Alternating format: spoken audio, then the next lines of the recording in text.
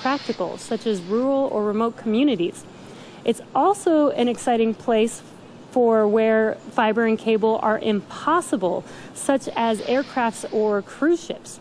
This is a big endeavor, and we have a lot of work ahead of us, but today's launch gets us one step closer to these ambitions. On our last Starlink mission just over a week ago, we captured some really cool footage of fairing deploy, which we wanted to share with you today.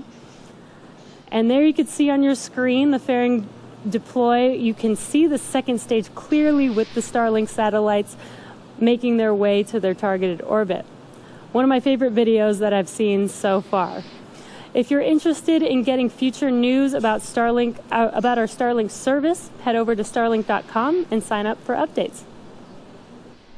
We're currently at T-minus 2.5 minutes from liftoff, and Falcon 9 is now moving into the final stages of the countdown. The first and second stages are both nearly fully loaded with 1 million pounds of kerosene fuel and liquid oxygen.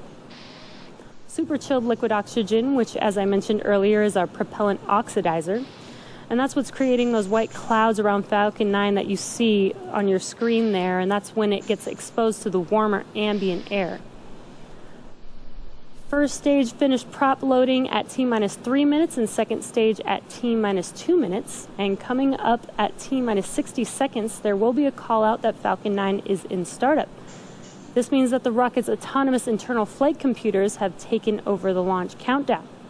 Then at about T-minus 2 seconds, the Merlin engines will light and liftoff will be commanded at T0. The Starlink payload continues to be healthy. The Falcon 9 team is tracking no issues on the rocket. Weather is still looking good and the range is green for launch.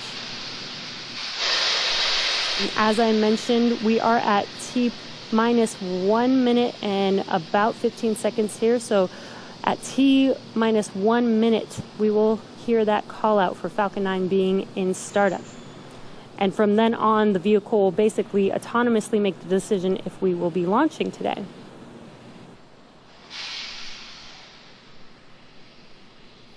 Falcon 9's in startup. And there's that confirmation that Falcon 9 is in startup. Next up at T-minus 45 seconds, we should hear the call out for a go for launch. LD is go for launch. And there's that call out for go for launch.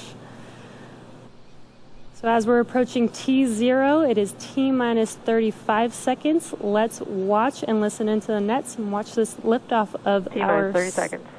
Of our Starlink payload with our planet's SkySats.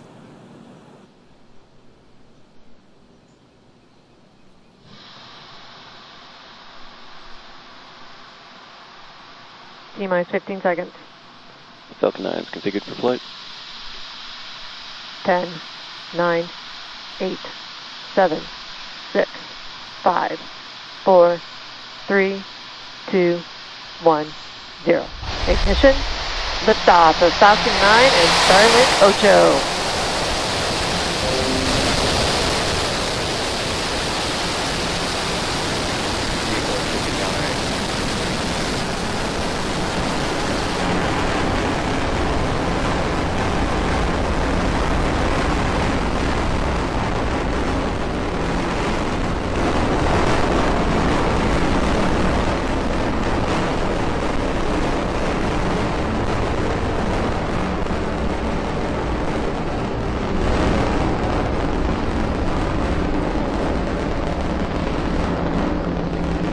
T plus 40 seconds into flight, and Falcon 9 has just had a successful liftoff. Are nominal.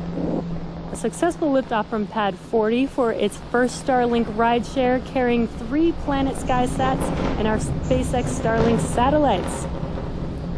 Next coming up will be Max Q, and that is the maximum aerodynamic pressure that the vehicle sees, the largest structural load that the vehicle sees throughout ascent.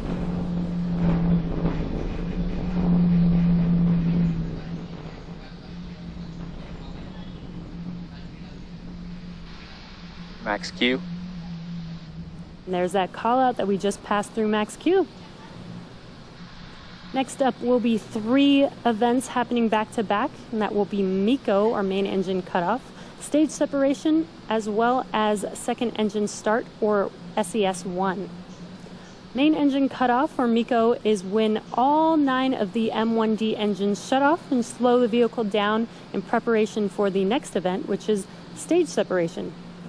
And stage separation is where the first stage separates from the second stage, with first stage making its way back to Earth and second stage taking our satellites to their targeted orbit. And then finally will be SES-1, which is second engine start, with that MVEC engine lighting up and taking those Vehicle is following a nominal trajectory. And taking those satellites to orbit. Now those 3 events are coming up here in about 15 seconds. Again, that is MECO, stage separation, and SES-1.